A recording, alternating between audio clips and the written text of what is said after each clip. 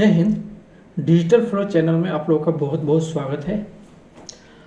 अभी हमने पिछले वीडियो में आपको ये भी बताया कि जो डीएलएड का जो एग्ज़ाम होने वाला है उसका एडमिट कार्ड कैसे डाउनलोड करना है। अभी कुछ लोगों का एडमिट कार्ड डाउनलोड नहीं हो रहा है, इनवैलिड लॉगिन क्रीडेंशियल करके एरर आ रहा है।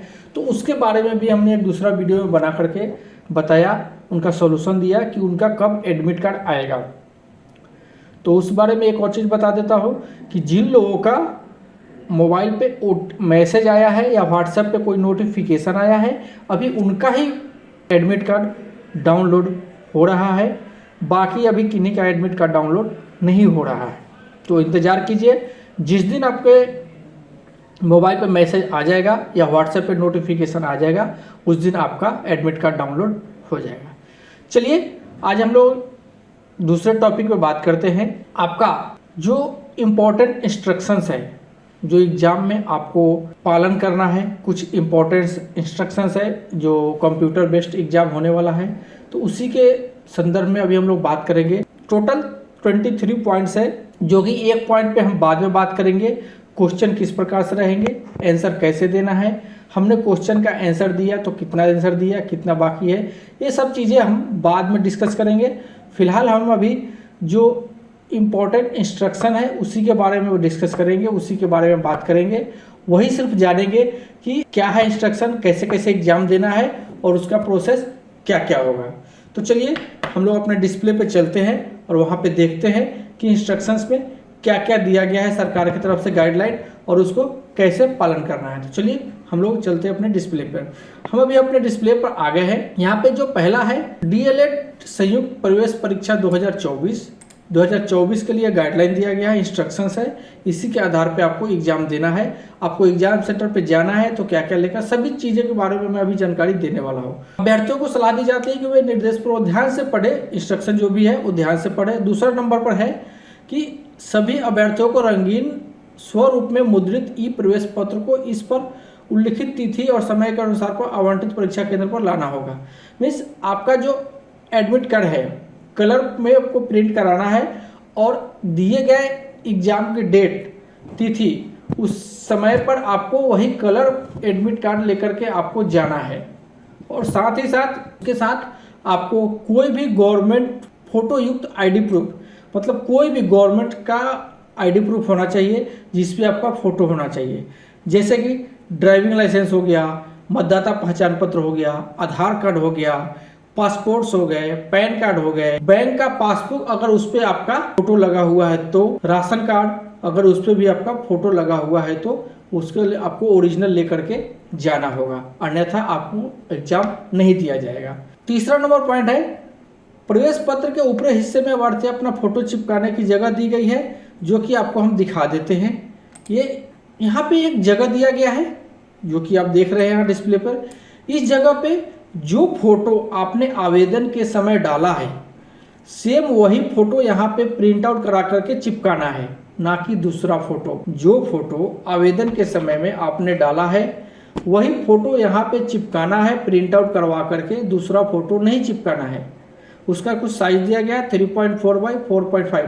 आप किसी भी नज़दीकी साइबर कैफ में जाएंगे वहाँ से इस साइज में आपको प्रिंट करके दे देंगे और वही फ़ोटो लेकर के जाए। अगर आप साइबर कैफ से भरवाए होंगे या जहाँ से भी भरवाए होंगे तो जो फोटो उन्होंने यूज किया है वही फोटो यहाँ पे प्रिंट आउट आपको लगाना है। चौथा पॉइंट है किसी भी अभ्यर्थी को वैध ई प्रवेश पत्र और मूल फोटो पहचान पत्र बिना परीक्षा केंद्र में प्रवेश करना अनुमति नहीं है।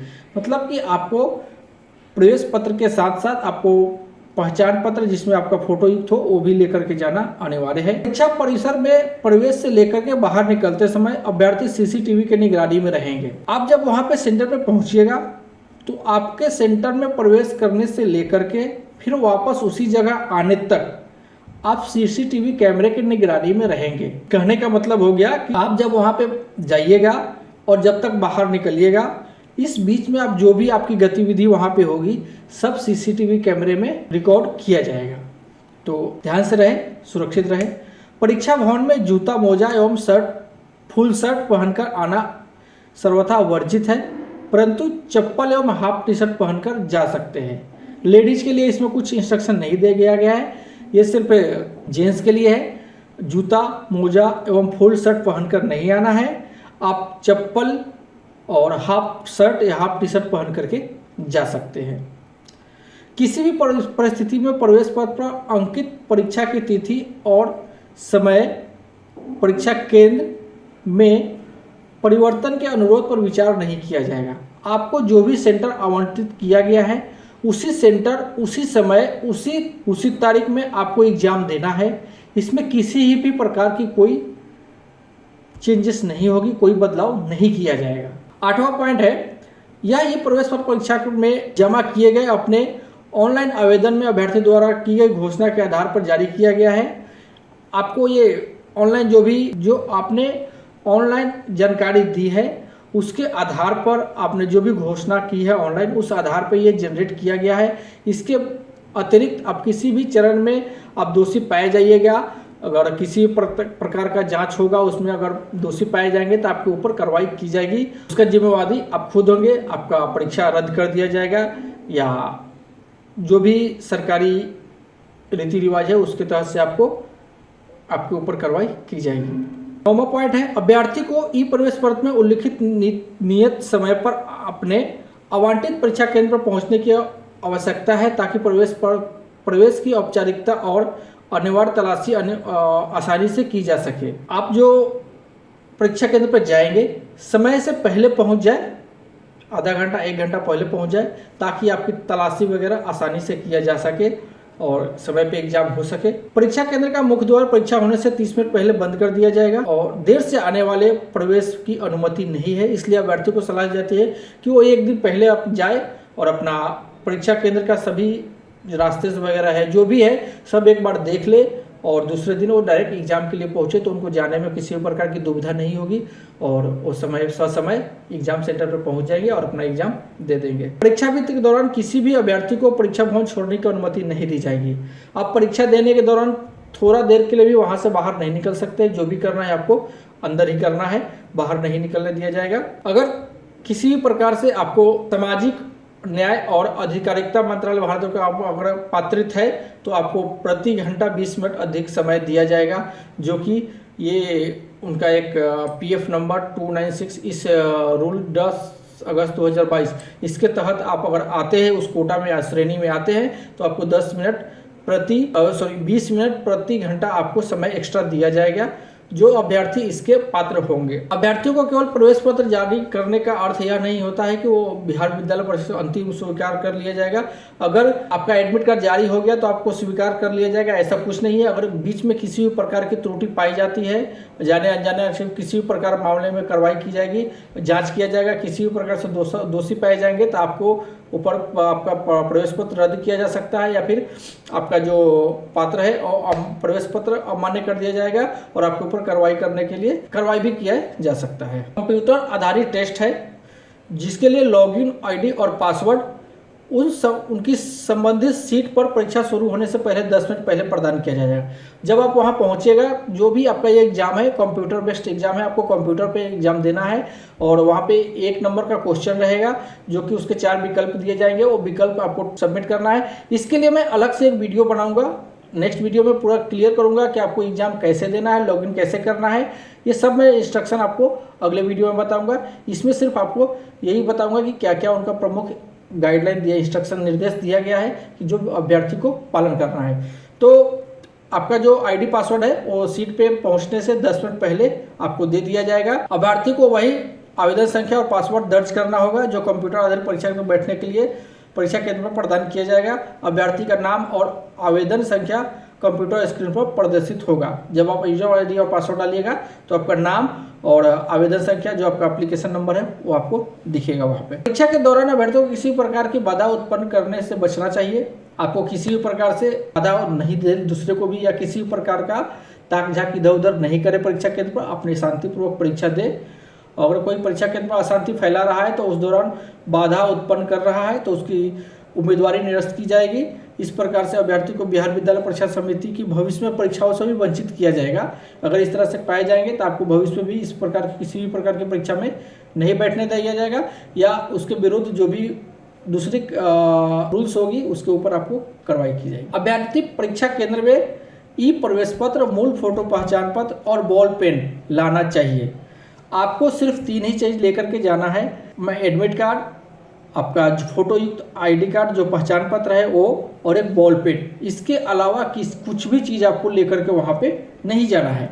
अभ्यर्थियों को सख्ती से सलाह दी जाती है कि वे mobile, cellular phone, electronic gadgets, earphone, microphone, calculator, smartphone, smart pen, किताबें, नोट्स, इलेक्ट्रॉनिक या कलाई घड़ी, पेपर या कोई अन्य इलेक्ट्रॉनिक संचार उपकरण, bag, wallet, purse, pen drive, Bluetooth device या डोंगल आदि परीक्षण परिसर के अंदर नहीं लाए। इन निर्देशों में किसी तरह से उल्लंघन के परिणाम स्वरूप अनुशासनात्मक कार्रवाई की जाएगी, जिसमें से भविष्य में परीक्षणों पर प्रतिबंधित भी शामिल है। अभ्यर्थी को यह भी सलाह दी जाती है कि वो कोई भी मूल्यवान महंगी वस्तु परीक्षा केंद्र पर ना ले, क्योंकि उनकी सुरक्षा सुनिश्चित की जा सकती है। इस संबंध में किसी प्रकार की हानि के लिए बिहार विद्यालय परीक्षा समिति कोई जिम्मेवार नहीं है।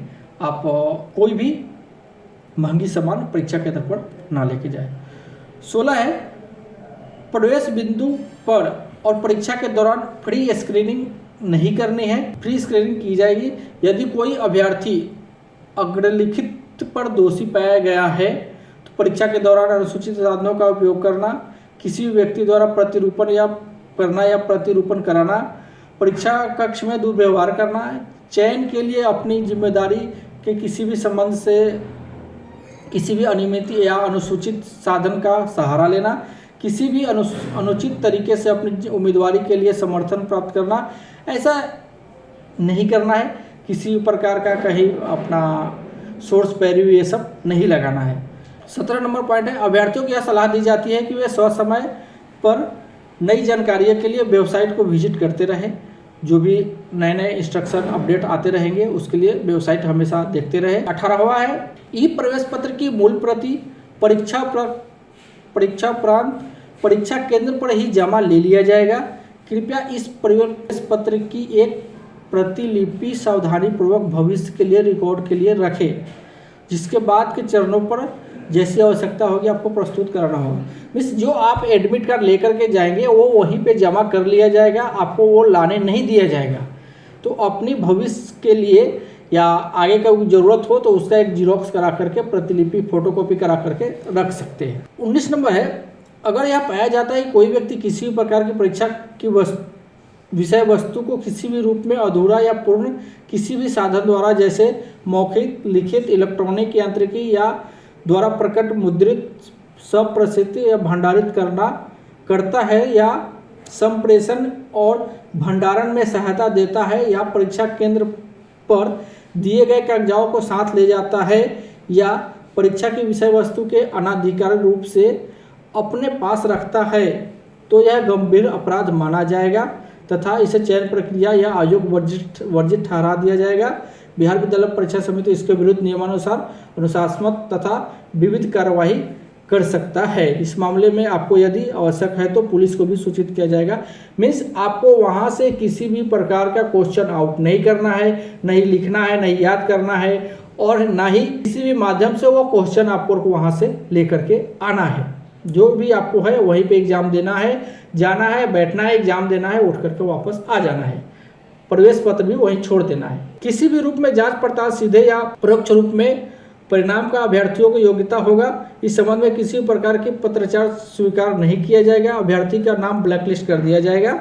बिहार विद्यालय परीक्षा समिति में भविष्य में प्रवेश के लिए उस पर भी विचार नहीं किया जाएगा। तो जो भी जानकारी दे सही दे, आपका जो भी कागजात है वो सब सही दे, किसी भी प्रकार का त्रुटि ना दे।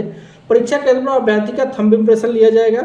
जब वहाँ पे जाइएगा तो आपका फिंगरप्रिंट लिया जाएगा, थंब इम्प्रेशन लिया जाएगा। अभ्यर्थियों को अपने उंगलियों पर मेहंदी, स्याही, रंग, नेल पॉलिश आदि लगाना पूर्णतः प्रतिबंधित है ताकि बायोमेट्रिक हाजिरी के दौरान किसी भी प्रकार की परेशानी ना हो। तो उंगली में भी कुछ लगा करके नहीं जाना है। कंप्यूटर आधारित टेस्ट से परिचित होने के लिए उम्मीदवार को डेमो टेस्ट, मॉक टेस्ट पर अभ्यास करने की सलाह दी जाती है। दिखावटी टेस्ट ये वेबसाइट है, ये इस पर मैं अगले बार और 22 नंबर और 23 नंबर का दो जो पॉइंट है, इस पर मैं नेक्स्ट वीडियो में आपको बताने वाला हूँ कि ये क्वेश्चंस कैसे रहेंगे, कैसे एग्ज़ाम देना है और आपको कैसे आंसर कौन सा दिए है, कौन सा छूटा है, वो सब मैं जानकारी आपको टोटल देने वाला हूँ। तो चलिए इंतज़ार कीजिए अगले वीडियो। तो चलिए अगले वीडियो में मिलते हैं। और जानकारी कैसी लगी, जानकारी अच्छी लगी हो तो अपने दोस्तों के साथ ज़रूर शेयर